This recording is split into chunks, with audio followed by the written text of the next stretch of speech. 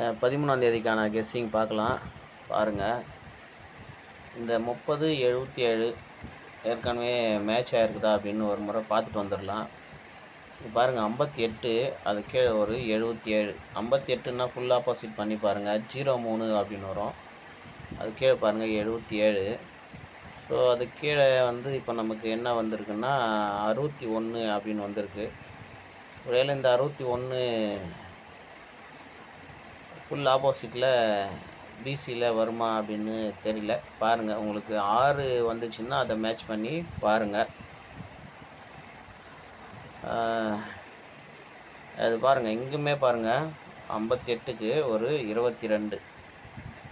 So இந்த 30 இல்லை அதுக்கான ஃபுல் ஆப்போசிட் நம்பரு இல்லை 77க்கான ஃபுல் ஆப்போசிட் நம்பரு நிறைய இடத்துல மேட்ச் ஆகிருக்கு. இங்கே பாருங்கள், இதில் பாருங்கள் பிசியில் ஒரு 77 இருக்குது. அங்கே பாருங்கள் அது கீழே அப்படியே 35 இருக்குது. அப்படியே பாருங்கள் இங்கே 27 இருக்குது. ஏபியில் இங்கே 27, அதுக்கு பாருங்கள் 03. ஸோ எல்லாமே இது வந்து கிட்டத்தட்ட ஒரே மாதிரி நம்பர் தான். ஓகேவா? இங்கே பாருங்கள்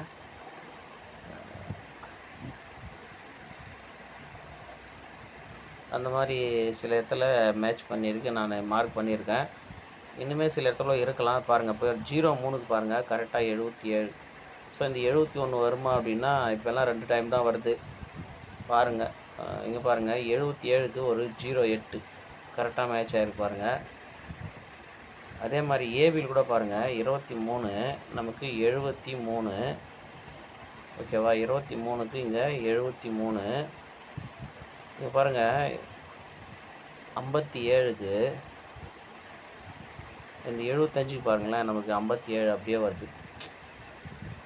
ஸோ இது எல்லாமே மேட்ச் ஆகுது.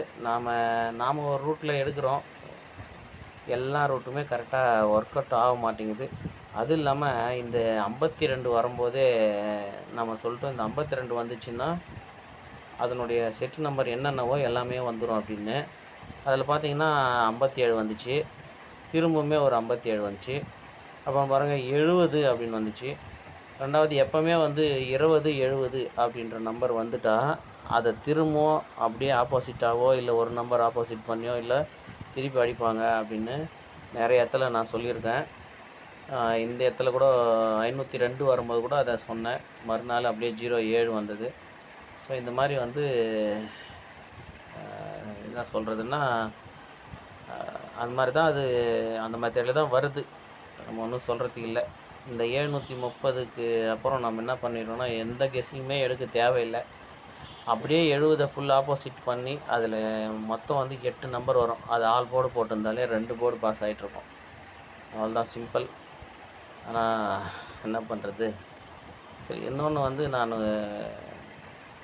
ஒரு கெஸ்ஸிங் எடுத்து வச்சுருந்தேன். ஸோ ஓப்பனில் ஒரு வீடியோ போட்டேன். மெம்பர்ஷிப்பில் இன்றைக்கி வீடியோ போடலை, ஒரு ப்ராப்ளத்தில் போட முடியாமல் போயிடுச்சு.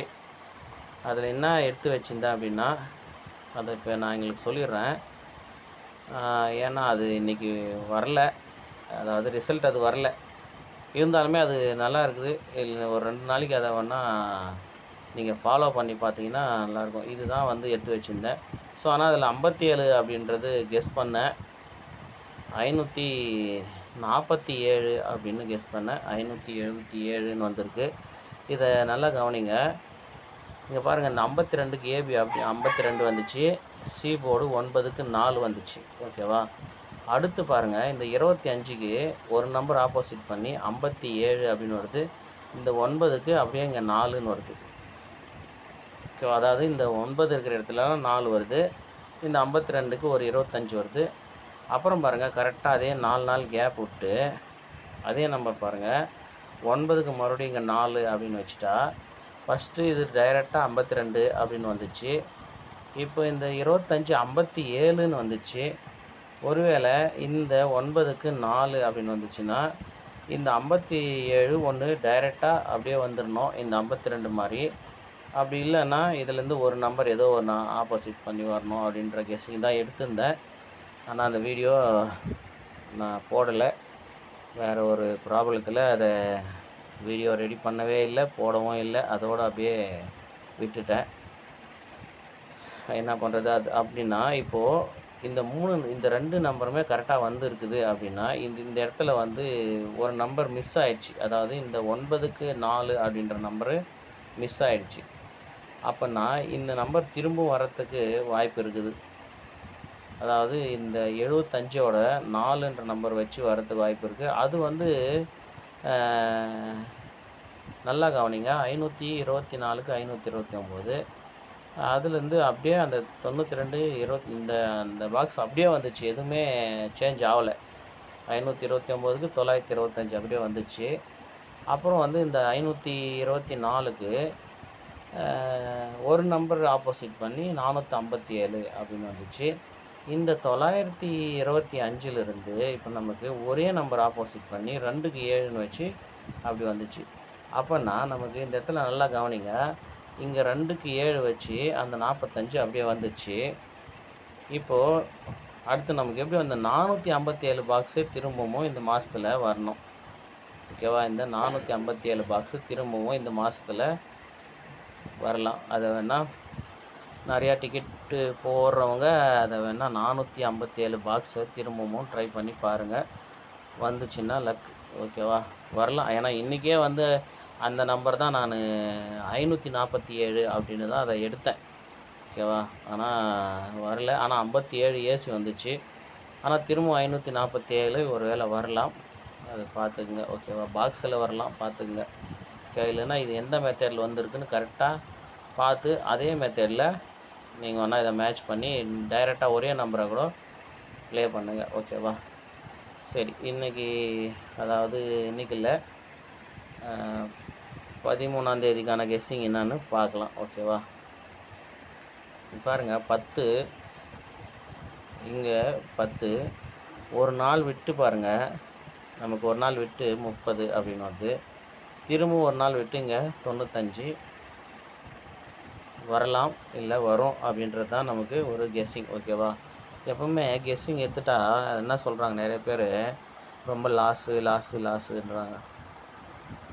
அதாவது என்னென்னா, நமக்கு ஆசை எப்போ அதிகமாகுதோ அப்போ நஷ்டமும் அதிகமாகும். அதுதான் உண்மை. ஓகேவா? அதனால் எதுவுமே அளவாக இருந்தால் பிரச்சனை இல்லை. ஓகேவா? இப்போது ஒரு நாளைக்கு 500ரூபா நம்ம சம்பாதிக்கிறோம். ஏதோ ஒரு 2 கெஸ்ஸிங் எடுக்கிறோம். அதுக்கு ஒரு 100ரூபா செலவு பண்ணுறோம். வந்தால் நமக்கு ஒரு அதிர்ஷ்டம், இல்லைன்னா விட்டுட்டு அடுத்த வேலையை பார்க்கலாம் அப்படின்னு இல்லை. ஏதோ ஒரு கெஸ்ஸிங் கிடைச்சிது அப்படின்னா அதில் வந்து நம்முடைய அளவுக்கு அதிகமான காசு அதில் போட்டு நஷ்டம் அப்படின்னு சொன்னால் அது ஒன்றும் சொல்கிறதுக்கு இல்லை. ஏன்னா இது வந்து சூதாட்டம். இதில் கண்டிப்பாக நம்ம எடுக்கிற நம்பர் தான் இன்றைக்கி வின்னிங் அப்படின்ட்டு யாராலையும் சொல்ல முடியாது. ஓகேவா? அதனால் பார்த்து, எப்போவுமே நான் இந்த 95 எடுக்கிறேன் அப்படின்னா 95 தான் வரும் அப்படின்னு நான் 100% சொல்லலை.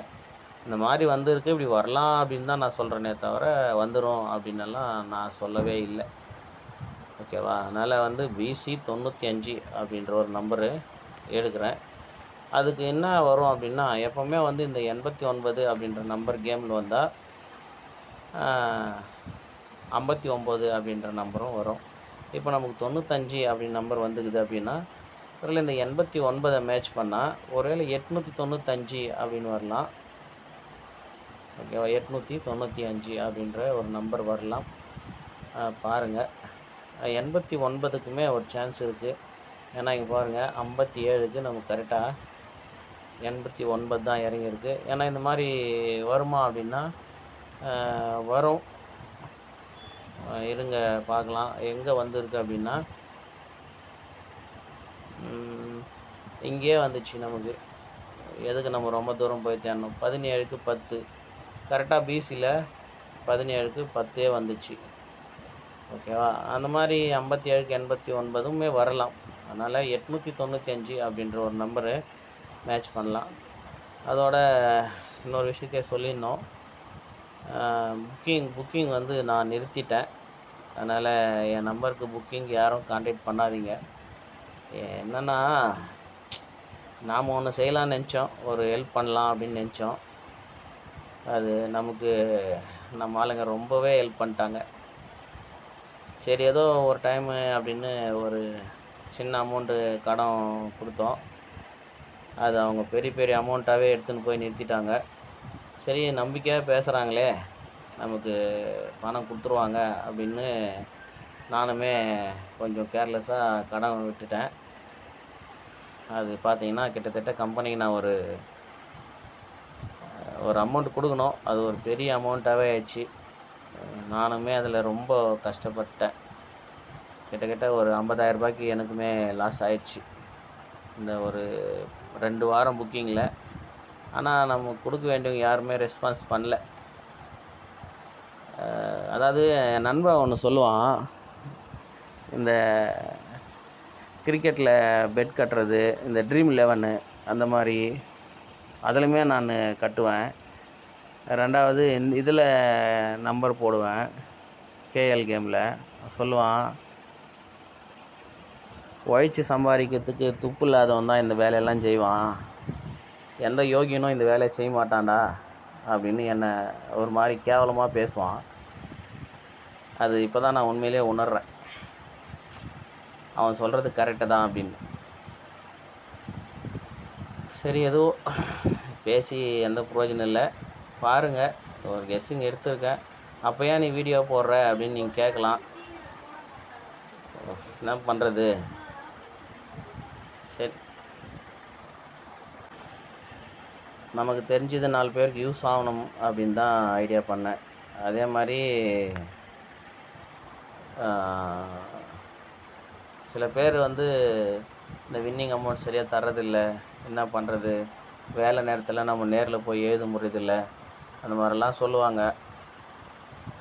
ஆனால் அந்த மாதிரி வின்னிங் கொடுக்காத ஆளுக்கிட்ட தான் நம்ம ஆளுங்க கரெக்டாக காசு போட்டு தேடி தேடி போய் எழுதுவாங்க. கரெக்டாக பண்ணணும் அப்படின்னு நினைக்கும் போது, ஒருத்தர் கரெக்டாக அதை செய்யணும்னு நினைக்கும் போது தான் அவங்கள தான் வச்சு செய்வாங்க. ஏப்பா சரி, இதுமாதிரி சொல்லி பிரயோஜனம் இல்லை. பாருங்கள், இந்த 895 அப்படின்றது நான் கெஸ் பண்ணுறேன். விருப்பந்தான் ப்ளே பண்ணுங்கள், இல்லைன்னா உங்கள் கெஸ்ஸிங் என்னவோ அதை மேட்ச் பண்ணி ப்ளே பண்ணிக்கங்க. ஓகேவா?